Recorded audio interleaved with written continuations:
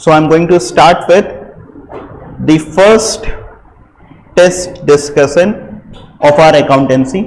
ठीक है, पहला है ये, पहला टेस्ट है अपना, पहले टेस्ट का डिस्कशन हम लोग स्टार्ट करने जा रहे हैं. We are starting with chapter of share capital. पहला टेस्ट है, राइट. तो reserve capital means, reserve share capital means, देखिए दो टर्म होते हैं एक जैसे लगते हैं, एक होता है कैपिटल रिजर्व, एक होता है reserve share capital.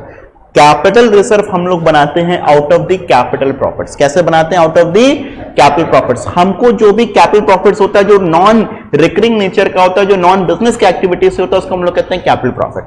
Reserve share capital is very opposite to it. लगता है कि जैसा नाम है मगर बहुत अपोजिट होता है. बहुत सी बार क्वेश्चंस में आता है रिजर्व कैपिटल, सिर्फ क्या आता है? Reserve capital. यहां पर वर्ड दिया हुआ है reserve share capital, one and the same thing. Reserve share capital का मतलब वो कैपिटल होता है जो कि हम लोग कॉल्ड अप करेंगे only at the time of winding up of the company. कब आप मंगाएंगे? Only at the time of winding up of the company. तो देखिए यहां पर reserve share capital means part of authorised capital to be called up at the beginning, portion of uncalled capital to be called up only at liquidation. अच्छा, अब यहां पर question number 1 पढ़ने के बाद में मुझे ऑप्शन नंबर बी सही दिख गया, तो क्या मैं ऑप्शन नंबर सी या डी पढ़ूं या नहीं पढ़ूं? आप लोगों से पूछना चाहूंगा, क्या मैं ऑप्शन नंबर सी डी पढ़ूं या नहीं पढ़ूं? पढ़ेंगे. Objective based MCQ question solve करते समय आपके लिए सबसे इंपॉर्टेंट ये है कि आप हर एक ऑप्शन को पढ़ेंगे, उसके बाद ही फिर मार्क करेंगे. ओवर सब्सक्राइब्ड कैपिटल नहीं, अंडर सब्सक्राइब्ड कैपिटल नहीं. The correct answer is B, portion of uncalled capital to be called up only at. Nikita, you have raised your hand. Is there anything that you want to ask me? Nikita, कोई question है आपका? No. आगे आते हैं फिर. Next है हमारा when full amount is due on any call but it is not to be received, then the shortfall is debited to. Full amount is due on any calls but is not received. ठीक है, full amount is due not received, then the shortfall is debited to. आप क्या कहते हो, क्या entry पास करते हो जब आपको पैसा पूरा का पूरा ड्यू आप करवाते हो रिसीव नहीं होता? एंट्री होती है calls in arrears account debit to share calls account. हमसे पूछ रहा है किस खाते को आप डेबिट करोगे, तो यहां पर होगा कॉल्स इन एरियर. क्या एंट्री होती है हमारी एरियर के समय? हमारी एरियर के समय एंट्री होती है calls in arrear account debit to share calls account. तो यहां पर आपकी एंट्री होगी, यहां पर आपसे पूछ रहा है कौन सा खाता आप डेबिट करोगे, तो फिर आप डेबिट करोगे कॉल्स इन एरियर अकाउंट को. फिर तीसरा पोर्शन है the difference between subscribed capital and called up capital is. Subscribe capital और कॉल्ड अप कैपिटल. सब्सक्राइब मतलब जितना लोगों ने सब्सक्राइब किया है, जैसे लेट से 1000 शेयर सब्सक्राइब किए हैं 10 रुपए के, ठीक है, तो 10,000 हो गया, ये हो गया हमारा सब्सक्राइब. कॉल्ड अप में हमने सिर्फ 1000 शेयर्स पर हमने सिर्फ 6 ही रुपया मंगवाया है, 6000, तुम्हारा कॉल्ड अप हो गया. इन दोनों के बीच का डिफरेंस ये क्या कहलाएगा? Uncalled capital. I heard someone saying something else. क्या कहा था? कॉल्स इन एडवांस या कुछ और बोला था, कॉल्स इन एरियर्स, ऐसे ही कुछ बोला था. But right answer is what? Uncalled capital. देखिए you will have sufficient amount of time to solve each and every question in exam. MCQ based pattern में ना टाइमिंग की दिक्कत नहीं होती है, समझ रहे हैं कि नहीं? आपके पास में बहुत अप्रोप्रिएट टाइम रहेगा. आपका एग्जाम 1.5 घंटे का रहेगा. आपके पास में उन 1.5 घंटे में आपको कितने क्वेश्चंस करने हैं? 50. तो 1.5 घंटे में 50 क्वेश्चंस का मतलब ये हुआ almost you have around 1 minute 50 seconds और let's round it off 2 minutes for a MCQ question, right? तो आप आराम से कर सकते हो. एनालाइज करना बहुत जरूरी है. बहुत सी बार होता है हम क्वेश्चंस सही आता है वो अभी क्यों गड़बड़ करके आते हैं कि हम उसको सही तरीके से पढ़ते नहीं हैं. फिर विच statement is issued before the issue of shares? कौन सा स्टेटमेंट आप इशू करते हो? Prospectus, article of association, memorandum of association, all of these. आप लोगों ने पहले कह दिया था एक ही बार में पढ़ते पढ़ते prospectus. You have read just A and answer is a. नहीं, क्या करना है, सभी तो इशू करते हैं, प्रोस्पेक्टस इशू करते हैं। प्रोस्पेक्टस क्या होता है, invitation to the public. Article of association क्या होता है, इन लॉ, इन विद जो लॉज होते हैं कंपनी के वो होते हैं। फिर मेमोरेंडम ऑफ एसोसिएशन क्या होता है, जिसमें कंपनी वो 6 क्लॉसेस के बारे में बताती है। याद है आप लोग इसको बिजनेस स्टडीज में बड़ी तरीके से पढ़ते हैं, 6 क्लॉसेस, कैपिटल क्लॉज, फिर आपका नेम क्लॉज, ऑब्जेक्ट क्लॉज, ऐसे करके आपके 6 क्लॉसेस होते हैं। तो ये तो तीनों के तीनों स्टेटमेंट कंपनी इशू करती है ना, तो which statement is issued before the issue of shares, तो all of these. The correct answer is all of these. I guess आप लोग को समझ में आ रहा है, किसी को कोई भी डाउट पूछते हुए चलेगा, ठीक है। आर्टिकल ऑफ एसोसिएशन मैंने बताया कि कंपनी के विद इन जो लॉज है उसके बारे में कंपनी डिस्कस करती है आर्टिकल ऑफ एसोसिएशन के अंदर में। आर्टिकल ऑफ एसोसिएशन जैसे for an example, company interest on calls in advance किस रेट से देगी, interest on calls in advance किस रेट से लेगी। ऐसे बहुत सारे चीजें होती हैं जो कि आर्टिकल ऑफ एसोसिएशन में रहती हैं कि विद इन कंपनी हम क्या लॉज फॉलो करेंगे, हमारा काम करने का स्टाइल क्या होगा, वो कहां पर आपको मिलेगा, आर्टिकल ऑफ। क्लियर है, आगे आ रहे हैं। Company can utilise securities premium for, company किस पर्पज से, किस तरीके से यूटिलाइज कर सकती है सिक्योरिटी प्रीमियम को। एक बात मैं आप लोगों को बता दूं, securities premium can be utilised only for 5 purposes. It can be utilised only for 5 purpose. समझ में आ रहा है कि नहीं, जिसमें आपका writing off loss on revaluation of assets, writing off losses incurred on revaluation of assets नहीं आता है, issuing fully paid bonus shares आता है, पेइंग डिविडेंड नहीं आता है, राइटिंग ऑफ ट्रेडिंग लॉस नहीं आता है। तो the correct answer is this, issuing fully paid bonus shares. जिसमें से एक मैं आप लोग को अभी 5 चीजें लिखवा दूंगा यहां पर, बट आप लोग को पता है बोनस शेयर्स क्या होते हैं। बोनस शेयर्स क्या होते हैं, ऐसे शेयर्स जिनको कंपनी फ्री ऑफ कॉस्ट देती है। कैसे देती है, तो फ्री ऑफ कॉस्ट अगर कंपनी अगर देगी कोई भी चीज को ना, तो कंपनी की इसकी फंडिंग कहीं ना कहीं से चाहेगी। तो कंपनी के पास में अपने जो ओन रिजर्व्स होते हैं उनका इस्तेमाल करती है, और उन्हीं एक रिजर्व में से रिजर्व होता है सिक्योरिटीज प्रीमियम का। किसका रिजर्व होता है, जिसका इस्तेमाल ना हर एक काम के लिए नहीं हो सकता, जिसका इस्तेमाल सिर्फ 5 चीजों के लिए हो सकता है। किन चीजों के लिए हो सकता है, 5, जिनमें से इशूइंग बोनस शेयर्स भी एक तरीका है जिसके लिए हम लोग इसको यूज कर सकते हैं।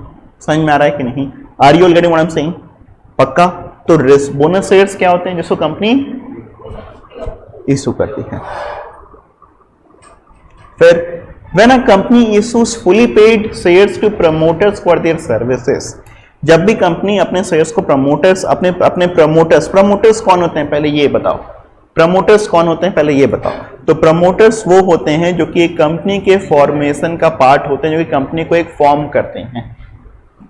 जैसे मेरे पास में एक आइडिया है, मैंने एक कंपनी बनाया, उस कंपनी के शेयर्स आप लोगों ने खरीदा, आप लोग उस कंपनी के शेयर होल्डर बनेंगे, मैं भी उस कंपनी का शेयर्स खरीदता हूं, मैं भी कंपनी का शेयर होल्डर रहूंगा, मगर मैं कंपनी का प्रमोटर भी हूं, क्योंकि कंपनी को फॉर्म किसने किया, मैंने किया। जो भी कंपनी को फॉर्म करता है वो क्या कहलाता है, और नॉर्मली प्रमोटर को फॉर्मेशन के बदले में कुछ शेयर्स दिए जाते हैं, क्योंकि प्रमोटर को कुछ मिलता नहीं है। तो कंपनी प्रमोटर को उसके फॉर्मेशन के सर्विसेज के बदले में क्या देती है, शेयर्स देती है, फ्री ऑफ कॉस्ट देती है।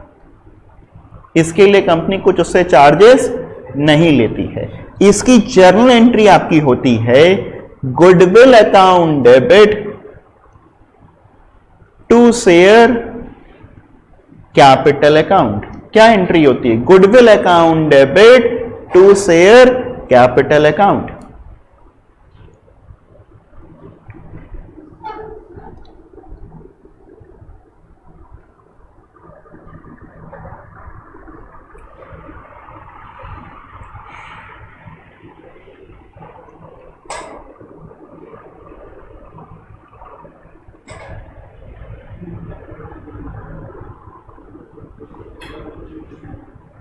ठीक है, आगे हैं फिर, when a company issue shares at premium, amount of premium में be received by the company.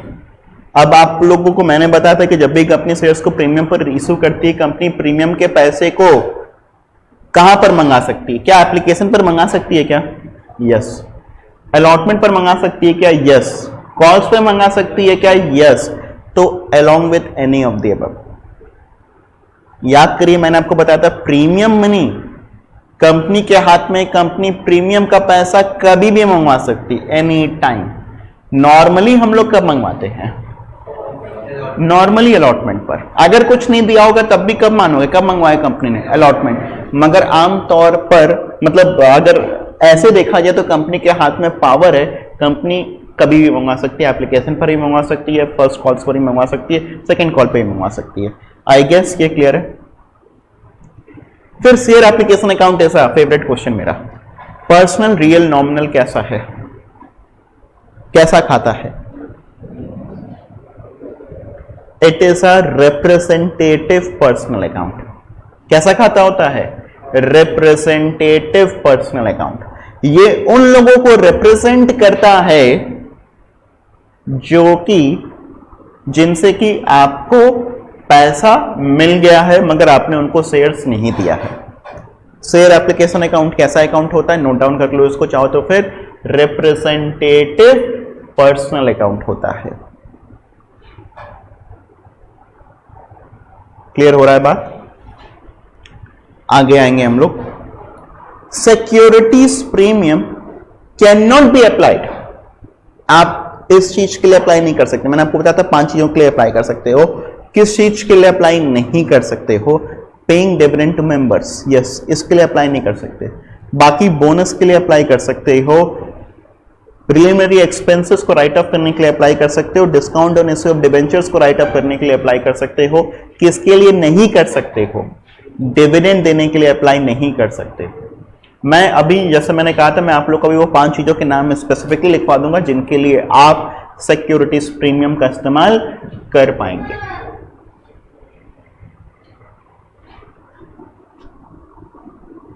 फिर क्वेश्चन नंबर 10 है आपका, a joint stock company is an artificial legal person, natural person, a general person, end of the above. वही अपनी general stock company, मतलब वही वो joint stock company का मतलब क्या हुआ? कंपनी। कैसे कैसे कैसा पर्सन होता है हम लोग? Artificial judicial person.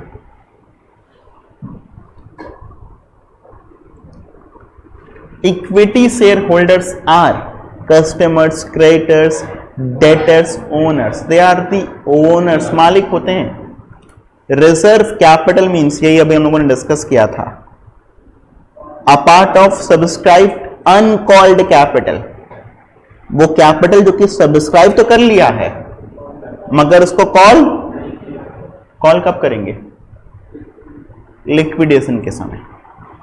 फिर security premium account is shown under which head in the balance sheet? Reserve and surplus, miscellaneous expenditure, current liability और शेयर कैपिटल। तो आप इसको दिखाते हो रिजर्व एंड सरप्लस। फिर शेयर्स में be issued at par value, at premium, discount, both A and B, both A and B. आप par पर भी इशू कर सकते हो, आप उसको प्रीमियम पर भी इशू कर सकते हो। Capital included in the liability of a company is called authorized capital, issued capital, subscribed capital, paid up capital।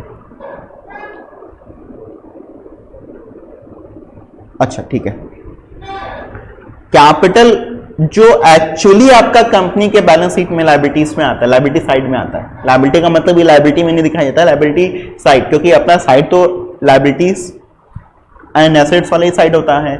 तो उसमें क्या आता है? ऑथराइज कैपिटल आता है, नेट आपका फिगर कौन सा आता है? ऑथराइज का आता है, इशूड का आता है, सब्सक्राइब का आता है या पेड अप का आता है? हम लोग लिखते सारी इंफॉर्मेशन, ऑथराइज भी लिखते हैं, इशूड भी लिखते हैं, सब्सक्राइब भी लिखते हैं, मगर इंफॉर्मेशन कौन सी डालते हैं? आप नहीं समझ रहे। ऑथराइज का मतलब है कि कंपनी के पास में, कंपनी ऑथराइज्ड है कितना शेयर्स इशू करने के लिए। लेट्स से कंपनी ऑथराइज्ड है 50 शेयर्स इशू करने के लिए 10 रुपए ईच के, तो ऑथराइज शेयर कैपिटल क्या? 50 shares of ₹10 each, 5 lakh. Issue company ने किया 40,000, तो आ जाएगा issued shares of 40,000 shares of rupees ten each. लोगों ने सब्सक्राइब किया 40, कंपनी ने इशू किया था, लेट से लोगों ने सब्सक्राइब भी 40 कर दिया या 35 कर दिया, तो आपका सब्सक्राइब कैपिटल हो जाएगा 35,000 shares of rupees ten each. मगर पेड अप पैसा कितना दिया है, तो जरूरी नहीं कि पूरा पैसा दे दिया हो, कुछ इसमें से पैसा एरियर भी हो सकता है। इसमें एक और चीज आता है called up capital. Called up value भी नहीं आती, आती क्या है, paid up value. Called up में से फिर आप एरियर माइनस करते हो तो फिर आपका क्या आता है, paid up value. I guess ये क्लियर है। तो आपका क्या अमाउंट आता है, तो अमाउंट आपका आता है पेड अप कैपिटल। क्लियर है सभी को, आगे आ जाऊं मैं क्या। नेक्स्ट है हमारा issue of shares which is not a public issue but offered to a selected group of persons is called, देखिए प्राइवेट प्लेसमेंट ऑफ शेयर्स को कहते हैं, जहां पर हम आम जनता को नहीं इनवाइट करते शेयर्स को खरीदने के लिए, हम कुछ अपने चुनिंदे लोगों को ही शेयर्स देते हैं, that is called as private placement of shares. हम यहां पर जनरल पब्लिक को नहीं इनवाइट करते, ये नॉर्मली प्राइवेट कंपनीज करती हैं। Private companies do not invite public to subscribe for its shares. तो वो लोग क्या करती हैं, प्राइवेट प्लेसमेंट्स करती हैं। इनफैक्ट पब्लिक कंपनीज भी करती हैं, जैसे अगर हम लोग बात करें तो आप इशू करते हो shares for consideration other than cash, करते हैं कि नहीं करते हम लोग, वो एक तरीके का प्राइवेट प्लेसमेंट हुआ। हमने आपसे कुछ बिल्डिंग खरीदा, उसके बदले में मैंने आपको शेयर्स दे दिया, this is called as what, बात समझ में आ रहा कि नहीं। प्राइवेट प्लेसमेंट ऑफ शेयर्स में मैं आम पब्लिक से नहीं कहूंगा, आप सब लोग मेरे दोस्त हो, मैं सिर्फ आप ही लोगों से कहूंगा, that is called as what. ये पब्लिक कंपनीज भी करती हैं, और प्राइवेट कंपनीज तो सिर्फ क्या करती हैं, सिर्फ प्राइवेट प्लेसमेंट ही कर सकती हैं, वो तो आम पब्लिक को इनवाइट ही नहीं कर सकती। क्लियर है।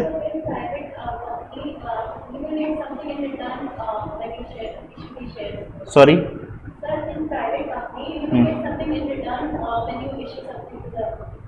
obviously you will get in return, then only you are issuing shares, whether it is private company or whether it is public company। हम शेयर्स क्यों दे रहे हैं, तुमको मालिक क्यों बनाएंगे, क्यों बनोगे तुम मालिक हमारी कंपनी में, पैसा दोगे तब ना मालिक बनोगे। तो बेसिकली यहाँ पर क्या होता है, कुछ कंपनीज को पैसा मिलेगा, वो उसके बदले में क्या करेंगी, इशू करेंगी क्या आपको, शेयर्स आपके पास में होगा, मतलब आप एक तरीके से मालिक बन गए, राइट। मैं न्यूमेरिकल्स कल टेकअप करूंगा, नेक्स्ट इसके डिस्कशन में टेकअप करूंगा, राइट। फिर when shares are forfeited the share capital account is debited with, जब आपने शेयर्स को फॉरफिट कर दिया तो शेयर कैपिटल अकाउंट को आप डेबिट करते हो। याद है आपको, शेयर्स जब आप फॉरफिट करते हो आप शेयर कैपिटल अकाउंट को बेसिकली डेबिट करते हैं, शेयर कैपिटल अकाउंट डेबिट करते हैं।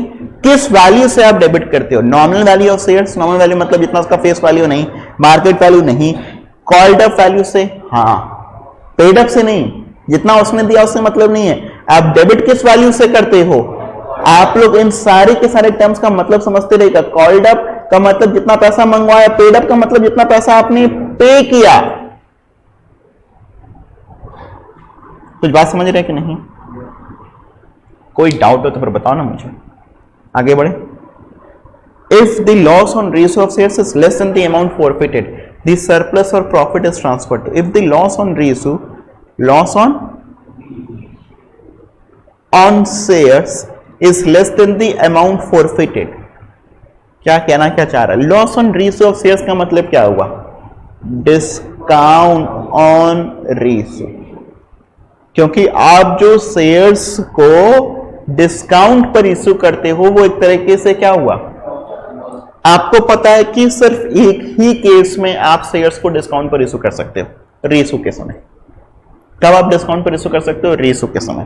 तो रीइशू के समय आपने जो आपका जो डिस्काउंट था is less than the amount forfeited, मतलब क्या, आपने डिस्काउंट दिया था 4 रुपए, लेट्स से आपने डिस्काउंट कितना दिया है, और आपने जो फॉरफिट किया था लेट्स से वो किया था आपने 6 रुपए। दी सरप्लस 2 रुपए का अपने पास में सरप्लस आ रहा है ना, और प्रॉफिट इज ट्रांसफर टू। आप लोग ये कैसे कर पाए? क्योंकि हम लोगों ने क्वेश्चन को बहुत ही प्रॉपर तरीके से एनालाइज किया। I did not hurried to the answer. Are you all getting what I am saying? हम आंसर तक हरी नहीं किए। मेरे लिए भी एक बार डिफिकल्ट हो रहा था इसका सवाल का जवाब खोजने में। हमेशा देखा करिए कि सर किस टेक्निक के थ्रू जवाब को खोजते हैं, राइट? सो हमने टेक्निक लगाया, हमने देखा लॉस ऑन इस और रेशियो ऑफ शेयर्स का मतलब क्या यहां पर बोलना चाह रहा है, डिस्काउंट के बारे में बोल रहा है क्या? यस। फिर हमने देखा is less than the amount on forfeited, तो मैंने एक एग्जांपल अपने दिमाग में रखा, डिस्काउंट है 4 रुपए, फॉरफिट किया 6 रुपए, इसका मतलब कुछ ऐसे ही कुछ बोलना चाह रहा है। तो जो 2 रुपए जो कि बचा हुआ है वो कहां पर चला जाएगा? अपना कैपिटल रिजर्व। एंट्री क्या होती है इसकी? Share forfeiture account debit to capital reserve account. क्या होती है entry? Share forfeiture account debit to capital reserve account. यही एंट्री होती है हमारी, जो हमारा पैसा रिमेनिंग रहता है, राइट? मैंने कहा है मैं न्यूमेरिकल्स 1-2 क्लास के बाद टेकअप करूंगा, तो मैं न्यूमेरिकल्स अभी नहीं टेकअप कर रहा हूं। Let me come to question number 23 then. Forfeiture of shares results in the reduction of, forfeiture of shares results in the reduction of paid up capital, authorized capital, fixed assets, reserve capital। आपका paid up capital reduce हो जाता है। क्या चीज reduce हो जाता है? Authorise से कोई मतलब नहीं, फिक्स्ड एसेट से भी कोई मतलब नहीं, रिजर्व कैपिटल से भी कोई मतलब नहीं। किससे मतलब होता है? Paid up capital. वो आपका क्या हो जाएगा? घट जाएगा, क्योंकि आपने उन शेयर्स को तो फॉरफिट कर लिया ना, तो उसका जो पैसा है वो आपका शेयर कैपिटल से कम हो जाएगा। तो it will result in what? Reduction of what? क्या ये क्लियर है? आगे आ जाऊं मैं। Amount of calls in arrear is, calls in arrears का जो अमाउंट है वो आप क्या करते हो? Added to capital, deducted from share capital, shown on the asset sides, shown on the equity and liability sides. कैसे करके आप लोग amount of calls and arrears को दिखाते हो? कॉल्स एंड एयर्स के अमाउंट को आप कैसे करके दिखाना पसंद आप करते हैं, ये बताइए। Very good. आप उसको शेयर कैपिटल में से आप उसको रिडक्ट करके आप दिखाते हैं। आप दिखाते हैं कि जैसे आपका लाइक पेड अप कैपिटल आप ऐसे करके लिखोगे, आपने लिखा 1000 शेयर्स ऑफ ₹6 each, 6000, और लेट से उसी में से किसी के पास में 100 शेयर्स हैं, उसका ₹2 ईच का वो रहेगा, तो 100 into 2 200। ये आप कॉल्स एंड एयर्स को माइनस कर दोगे, आपका नेट फिगर आ जाएगा 5800 रुपए। तो बेसिकली आप कॉल्स एंड एयर्स को क्या करते हो? It is deducted from share capital.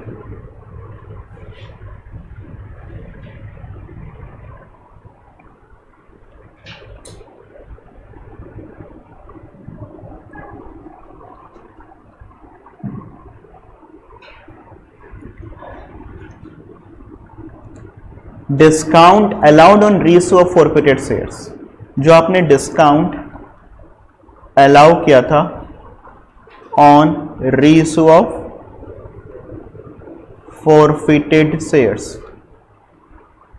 Is debited to, entry यही ना होती, bank account debit, share forfeiture account debit to share capital account. बात समझ में आ रही? Bank account debit, share forfeiture account debit to share capital account, right? A company has separate legal entity, perpetual existence, limited liability, all of the above. All of the above. The liability of a member is limited, unlimited, stable, fluctuating. Equity shareholders are creditors of the company, owners of the company, customers of the company, none of these. Balance of forfeited share account after ratio of forfeited shares is transferred to, forfeiture में वही जो balance जो कि बच जाता है अपना, वो कहां पर चला जाता है? Capital reserve account. Under the provisions of Companies Act, company can issue only equity shares, only preference shares and equity shares, none of these. C. Right shares are the shares which are issued to the directors of the company. Are issued to the right shares. आप लोग जानते हैं क्या होता है students? What are the right shares?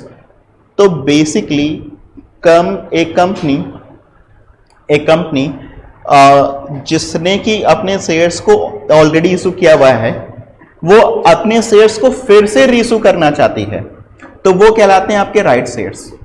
आप लोग बात समझ रहे हैं कि नहीं? क्या एक कंपनी जिसने अपने शेयर्स को पहले से इशू किया हुआ है, वो अपने शेयर्स को फिर से इशू करना चाहती है, वो शेयर्स क्या कहलाते हैं? They are called as right shares. क्या कहलाते हैं वो? Right shares. तो राइट शेयर्स का मतलब क्या होता है कि जब कंपनी अपने शेयर्स को पहले से इशू कर चुकी है, फिर से वो रीइशू करना, फिर से वो और शेयर इशू करना चाहती है, रीइशू नहीं, और शेयर इशू करना चाहती है, वो बेसिकली क्या करती है? इनफैक्ट वो भी राइट शेयर्स नहीं हुआ, वो कंपनी क्या करती है? पहले अपने एग्जिस्टिंग शेयर होल्डर्स को अधिकार देती है, राइट देती है कि आप मेरी कंपनी के शेयर्स खरीदो, वो कहलाता है राइट शेयर्स। एक बार फिर से बताता हूं, जैसे एक कंपनी है, उसने अपने पहले से 10,000 शेयर्स को इशू करके रखा है। आप में से सपोज करो कि इधर जो साइड वाले बैठे हुए, इन लोगों ने ऑलरेडी कंपनी के शेयर्स खरीद लिए, आप लोगों ने कंपनी के शेयर्स पहले से खरीदे हुए नहीं है। कंपनी और 5 शेयर नया शेयर लेकर के आना चाहती है मार्केट में। कंपनी क्या करेगी? पहले इनसे पूछेगी क्या तुम मेरे शेयर्स खरीदने में इंटरेस्टेड हो? तुमने बोला यस, तो तुमको दे देगी। अगर तुमने कुछ शेयर्स नहीं खरीदा, कम खरीदा, तब इनको देंगे। तो राइट शेयर्स का मतलब क्या हुआ? एक राइट देते हैं, एक अधिकार देते हैं। किसको अधिकार देते हैं? एग्जिस्टिंग शेयर होल्डर्स को, कि आप हमारे कंपनी के शेयर्स को सब्सक्राइब कर सकते हैं। हम और शेयर इशू करना चाहते हैं, हमारे कंपनी के शेयर्स को सब्सक्राइब, अगर आपको नहीं पसंद आएगा तो हम किसी और को देंगे। Right shares. तो right shares are issued are the shares which are issued to the existing share holders of the company.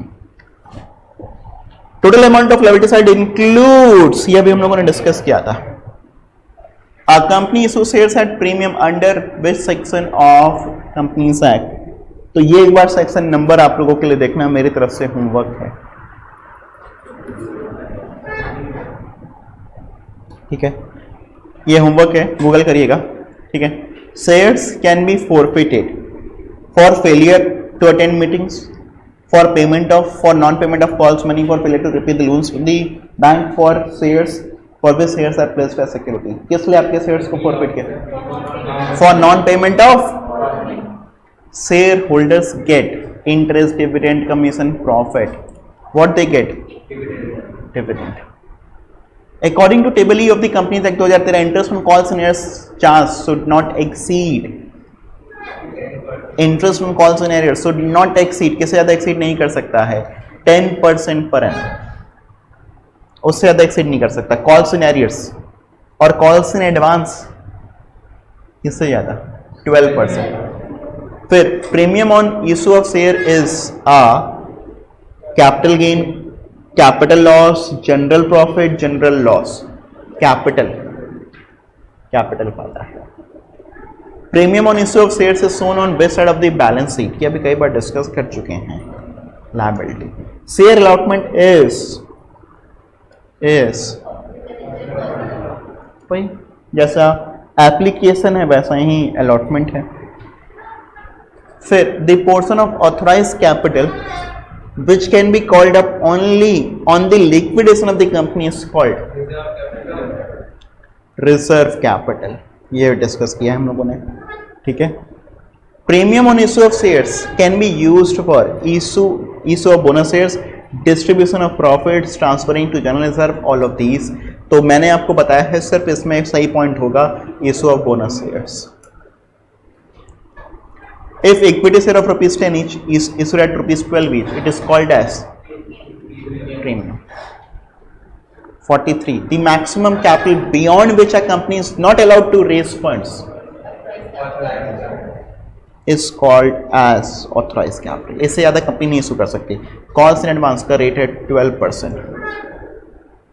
As per companies act only preference shares which are redeemable within dash period. आप लोग को पता होना चाहिए कि preference shares redeemable होते हैं। Redeemable का मतलब उनका पैसा हमको वापस करना होता है, और कितने पीरियड के लिए?